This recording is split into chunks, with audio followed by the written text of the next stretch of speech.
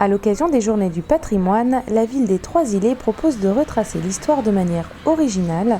Au programme, une visite des œuvres exposées en bord de route. Donc nous allons commencer maintenant la visite par cette fresque de Coco René Corail qui a été faite par deux graphistes martiniquais. Ensuite, nous allons regarder une autre fresque, une fresque de Remède, et ça fait référence à la mythologie amérindienne.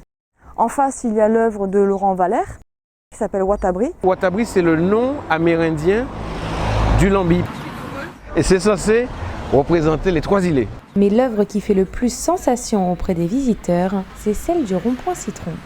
J'aime beaucoup celle-ci parce que je trouve que cette scène traditionnelle finalement où on voit une famille qui va prendre l'eau, ça rappelle ces scènes d'autrefois. La première fois que j'ai vu ces personnages, j'ai fait le tour du rond-point 2 fois parce que je voulais voir, je voulais rien rater. Je trouve que celui qui a réalisé cette œuvre, il a bien réussi au niveau des couleurs, au niveau de l'expression des personnages, au niveau du mouvement, au niveau de l'élégance. Oui, je suis séduite. Mais la visite continue. Après le rond-point de l'Espérance, la stèle mémoriale et le rond-point de Vatable, les enfants semblent exténués. Et pourtant, lorsqu'on leur demande leur avis, j'aime ce moment parce que c'est joli et on peut jouer dedans. C'est intéressant et j'apprends plein de choses. Tu as appris quoi par exemple? Coco René Corail, c'était lui qui était représenté sur la peinture.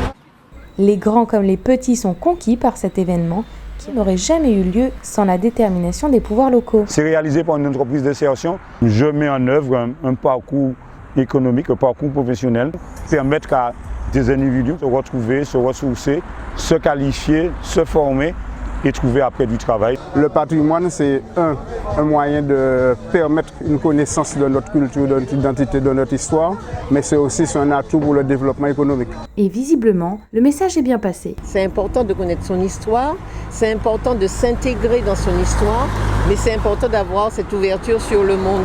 On a l'habitude de se voir petit, il est peut-être temps que le Martiniquais se voit grand.